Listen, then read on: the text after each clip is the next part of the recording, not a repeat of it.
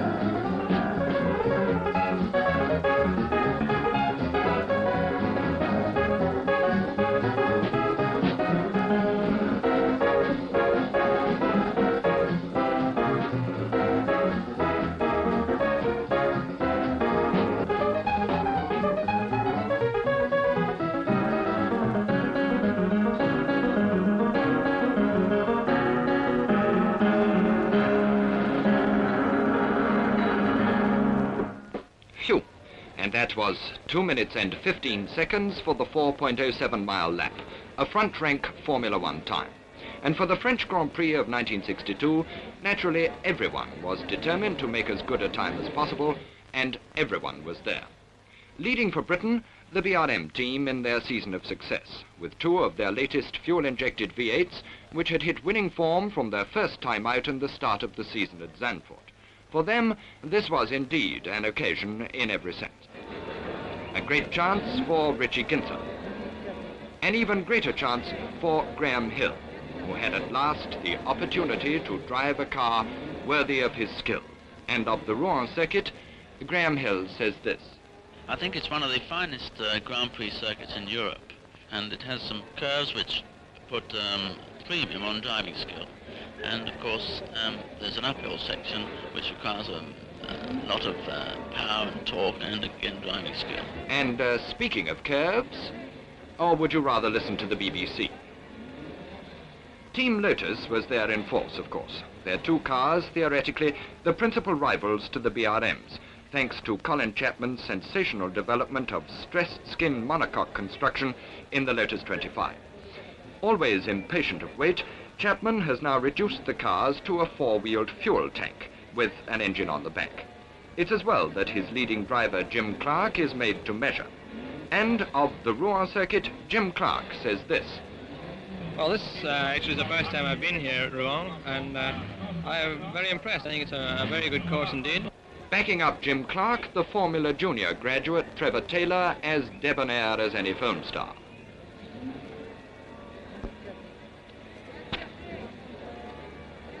Red snout and dark green body, the sleek lines of the 1962 Formula One Lola. It's the Bowmaker racing team, to all intents and purposes a works entry, but privately financed by the famous credit firm. Under the team management of Reg Parnell, the Lolas are immaculately prepared, but until now, a major Grand Épreuve success has eluded their star driver, the 7 times world motorcycle champion John Surtees. Of the Grand Prix circuits, I would say it's one of the finer ones. And naturally, it's rather more interesting than the sort of flat-out blinds you tend to have on certain other circuits. It's a wonderful setting, and I think it's very enjoyable. John Surtees' teammate, Roy Salvadori, one of the most experienced drivers on the circuits today. Well, it's a wonderful circuit. Very, very tricky circuit, one that you have to treat with a lot of respect, especially the downhill section, which is terribly quick, and you can't afford to even be a foot out of line. But it demands the maximum from the driver and car. Another name that Britain may be proud of, and the man who made it so, John Cooper. From 500cc racing for fun to the Formula One World Championship, the Cooper team has always embodied the finest spirit of British racing. New Zealander Bruce McLaren and South African Tony Maggs are no exception. And let's not forget the twice world champion from down under, Jack Brabham, this year a Lotus private entry. From France, Maurice Trintignant, now Rob Walker's #1 driver in the absence of Sterling Moss. And what's this? Bob Gibson Jarvis' UDT Leicester team attracts the cameras. 2 privately entered Lotuses, as pretty as a picture. Well, some pictures. One of the UDT Lotuses, like most other British entrants with the exception of BRM, is powered by the latest Coventry-Climax V8 engine developing around 180 horsepower. But the car for American Maston Gregory has a V8 BRM engine. And who's that talking to the blonde? Why, Ines Ireland, of course. The fact that the French Grand Prix was this year to be run at Rouen instead of Reims meant a major break with tradition and a considerable achievement by the Automobile Club of Normandy and the organizing committee from the City Fathers. Of course, nobody could afford not to be there, and rolling in from Germany came the Porsche team, making a welcome return after absence since Monte Carlo. Since then, much development work had been put in, and their mounted flat 8-cylinder air-cooled engine now had a plastic fan. Suspension units, too, had received attention, and though a 5-stud wheel hub was retained, it was not considered that Rouen would prove in any way a tyre problem.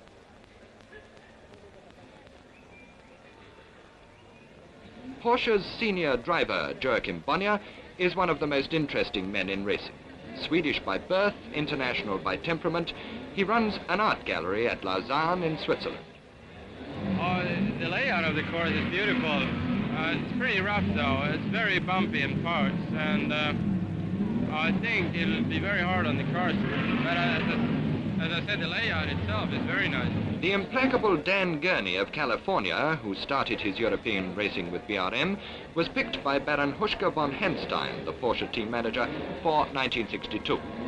Well, it's very rough on suspensions and gear trains and steering. It's a much rougher circuit than it looks like it is. I've got a doggone cold, and I feel like I've already raced. I think towards the end of the race, why, we may be in pretty good shape. The circuit lies up in the wooded hills a few miles out of town.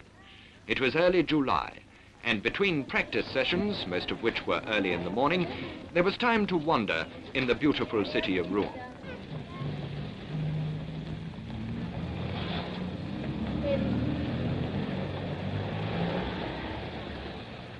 Every Saturday, the people pour into the city to do their shopping.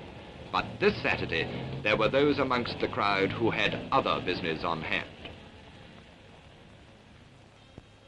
Like those other great French circuits, Reims and Le Mans, Rouen-Les-Essarts consists of normal public roads in everyday use except for racing. There was much to be done. The television commentators had to be installed in the normal conditions of squalor reserved for Eurovision. The girls disappear. All was bustle and preparation. But it was Sunday, and in France.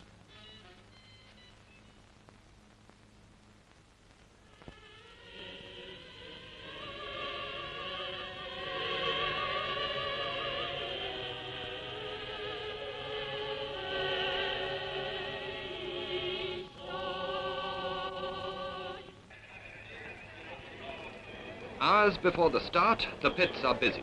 It's blazing hot and the tarmac road shimmers between the trees. The driver's briefing. Toto Roche lays the law down and up. The drivers disperse. The Porsches are wheeled from the paddock. Chief Mechanic Tony Robinson leads out the UDT cars. Colin Chapman has a final word with Trevor Taylor. Jack Brabham on the second row of the grid in 2 minutes 16.1. Roy Salvadori and the Lola further back. Second fastest at 2 minutes 15 seconds, Graham Hill, BRM. John Surtees, fifth fastest next to Brabham. Innes Ireland on the outside of the third row. And as the minutes tick down towards the start, the television helicopter looks down. 17 starters, 54 laps, 220 miles. But there's very little red on the grid. The Ferraris are strike-bound at Modena, and Phil Hill is a spectator. Bruce McLaren, third fastest, 2:15.4. And in pole position, Jim Clark at 2:14.8. Behind Bonnier, Ginther's in trouble. Now, let's all keep cool. Quick, give us a lick. And there it is. Richie Ginther's got a dead engine on the BRM, but it's too late to be able to do anything about it now.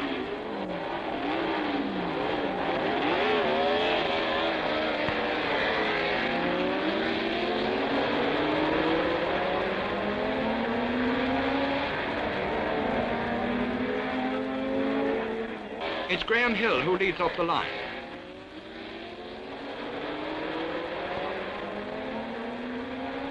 Coming down to the hairpin, it's Graham Hill from Jim Clark.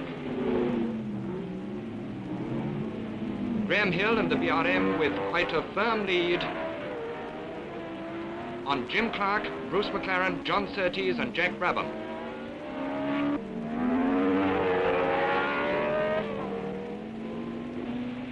Through the uphill swerves, it's Hill and Clark.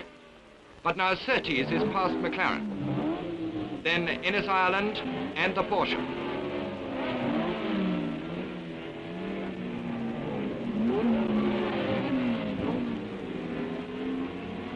Richie Ginther is still at the pits, but finally the broken starter lead is fixed and he's away. First lap, 2:28. It's Hill, Surtees and Clark, McLaren, and past the pits accelerating through 130 miles an hour. Richie Ginther sets off in grim and solitary pursuit, 3/4 of a lap behind.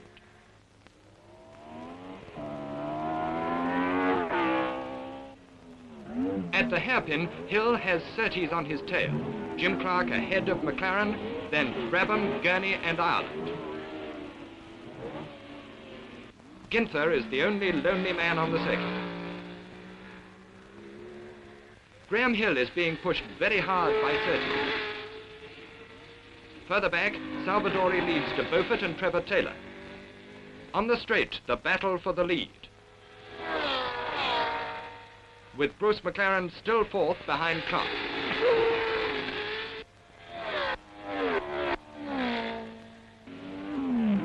Jack Brabham is hanging on.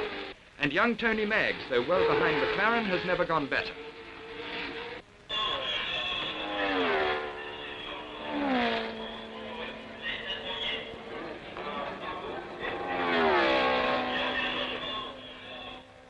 Hill needs no signal for Surtees, he can see him.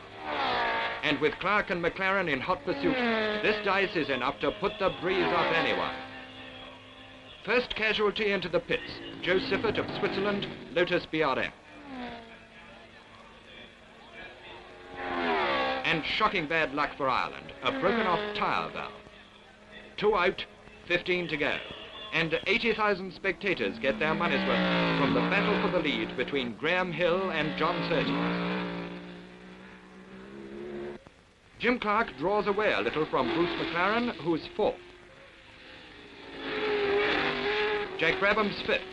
Dan Gurney challenging sixth. Someone's off the road, and most unusually, it's Bruce McLaren, whose failure to find fourth gear spun him off.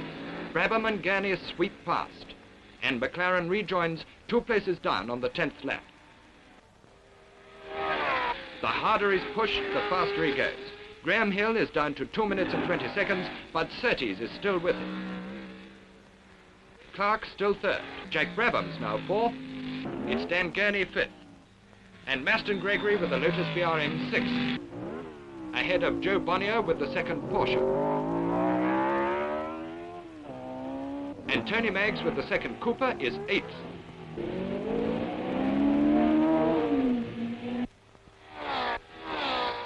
Bruce McLaren wisely brings the Cooper in for a check, falling to 11th place. And now poor Jack Brabham is out of the hunt with broken suspension. Graham Hill laps teammate Ginther, but Surtees is still with him and Clark's not too far back.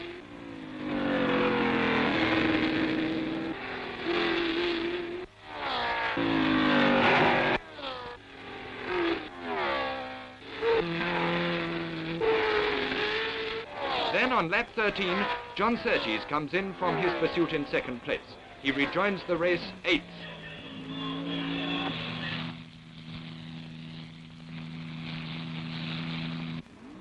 Graham Hill now finds himself with a 16-second lead over Jim Clark, but the Londoner keeps up the pressure.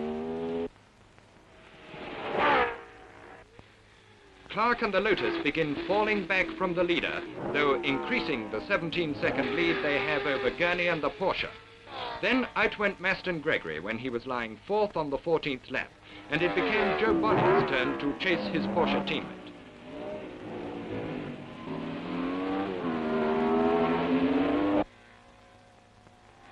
Surtees, meantime, had got back to work and climbed steadily back to fifth with the bowmaker Lola. But now it was Roy Salvadori's turn to come into the pit with ignition problems. However, after consultation with Reg Parnell, he too moved on. Next, Bonnier stopped on lap 22 in search of gears, and Surtees was fourth.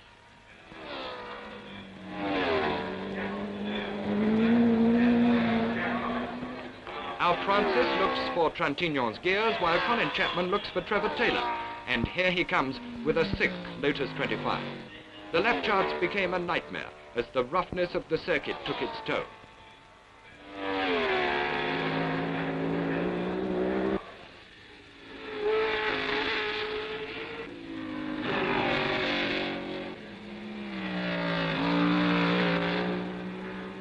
Bruce McLaren had meantime got back to 10th.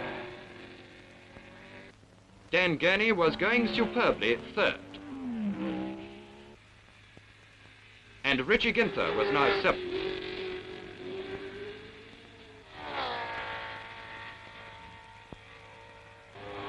McLaren and Maggs, running close together, had actually 5 places and a lap between them. De Beaufort on last year's Porsche was 8th.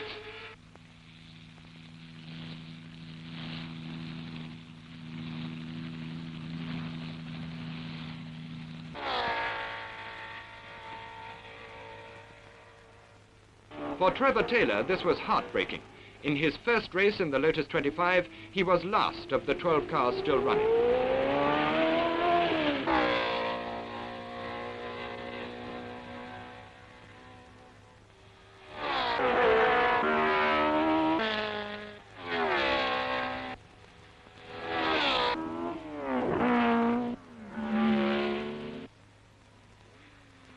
Bruce McLaren, though well down, remained fast and unruffled.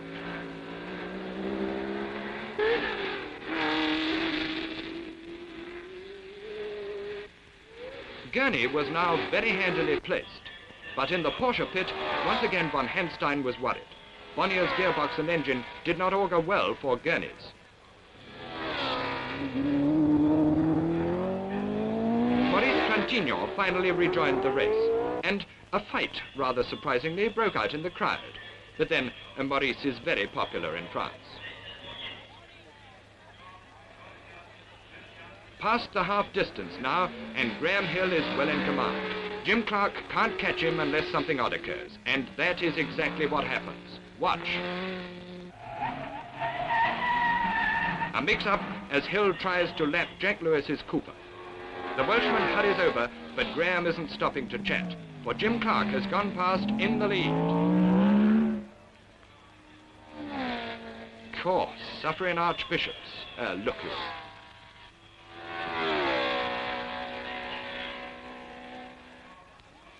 Jim Clark now has a 6-second lead on the 30th lap with 24 to go, and he knows the BRM driver will counterattack. Indeed, he does. All this encourages Gurney, of course, and Surtees, who is now 4th. Tony Maggs 5th, and Richie Ginther 6th. While Trevor Taylor works the throttle linkages by hand. Now, sensation in the pits. The new leader is overdue. And there's the Lotus and the end of Jim Clark's hopes. Well may Colin Chapman look glum. The left front suspension unit is broken. They renumber the engine cowl for Trevor Taylor's car. And Jim Clark's chance to snatch the lead in the World Championship table has been missed. It's Graham Hill who's back in the lead by 22 seconds ahead of Gurney's Porsche. Surtees finds himself a remarkable 3rd. Maggs 4th. Ginther is 5th.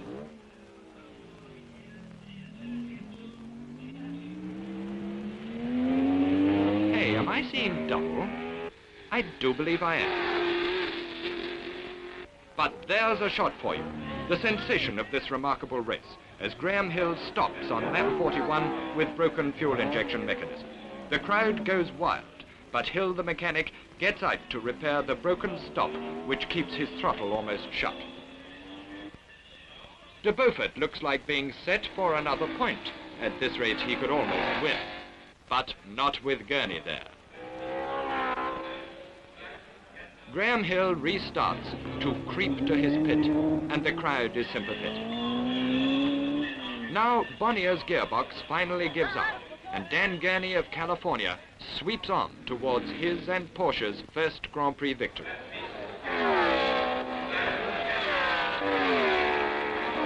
Jim Clark takes over the pit signals for Trevor Taylor, and it's a sad day for Team Lotus. Graham Hill displays the stoic courage of the great driver that he is in the moment of defeat.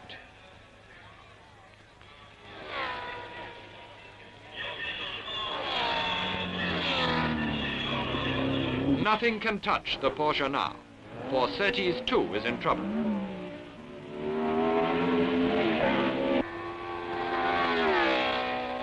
Only momentarily did the Lola gain 2nd place from Tony Maggs before a final pit stop. It's the Cooper which is 2nd, and the BRM of Richie Ginther, which started 3/4 of a lap behind, is 3rd. 5th yet again, Bruce McLaren, who quickly dispatches de Beaufort. And now Surtees is threatened by the New Zealander.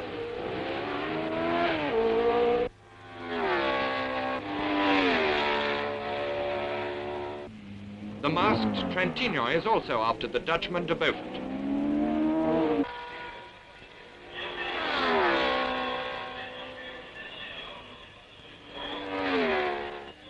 So to the final 5 laps, virtually laps of honor for Gurney and the Porsche.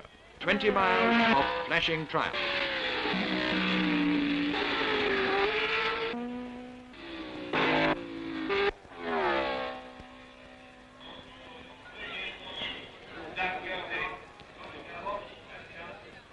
Tony Maggs, Cooper, 2nd.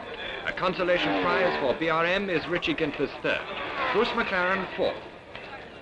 And poor Surtees limps home 5th. De Beaufort, 6th.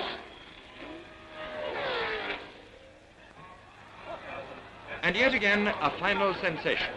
Trentino and Trevor Taylor, finishing 7th and 8th at the tail of the field, collide at 130 miles an hour because the gendarmerie proved overzealous.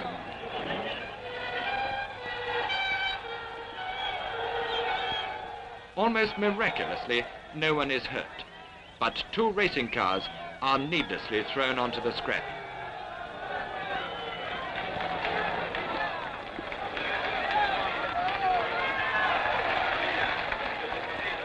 To lanky, quiet, and likable Dan Gurney, the fruits of victory at 101.38 miles an hour.